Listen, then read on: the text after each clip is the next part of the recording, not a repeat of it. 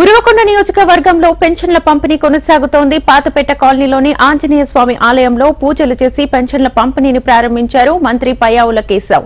ఇంటింటికి తిరిగి స్వయంగా లబ్దిదారులకు డబ్బులు అందించారు. తమది మాటలు చెప్పే ప్రభుత్వం కాదు, చేతల ప్రభుత్వం అన్నారు పయ్యావుల.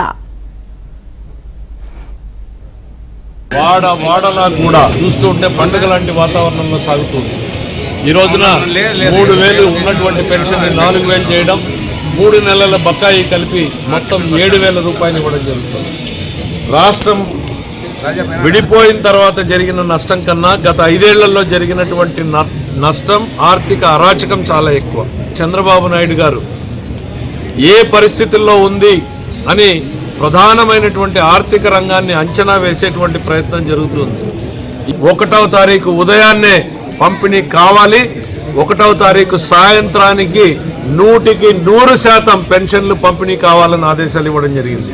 ముఖ్యమంత్రి గారి ఆదేశాల ప్రకారం 29న జమ చేయడం, అదే రోజు డ్రా చేయడం, 30వ తేదీన వార్డులకి సచివాలయాలకి పంపిణీ చేయడం, ఈరోజు ఉదయం 6 గంటలకే ఈ కార్యక్రమానికి శ్రీకారం చుట్టడం జరిగింది.